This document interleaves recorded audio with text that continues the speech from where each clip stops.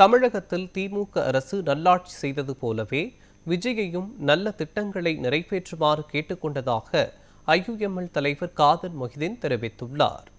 சென்னை மண்ணடியில் செய்தியாளர்களை சந்தித்த அவர் இவ்வாறு கூறினார். புதிய ஆட்சி தமிழகத்துக்கு நல்லது செய்யும் என்ற நம்பிக்கை அந்த கட்சிக்கு வந்திருக்கிறது. அதனால தான் எல்லா கட்சிகளும் ஆதரிக்கிறாங்க. நாங்கள் திராவிட முன்னேற்ற கழக கூட்டணியில் தான் அப்போ இருந்தால் இப்போ இருக்கிறோம்.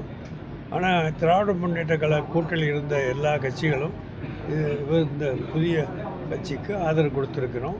ஒரே காரணம் என்னன்னு சொன்னால், திராவிட முன்னேற்ற கழக அரசியல் நடந்த நல்ல திட்டங்கள் தமிழக மக்களுக்கு நன்மை சேர்த்திருக்கிறது.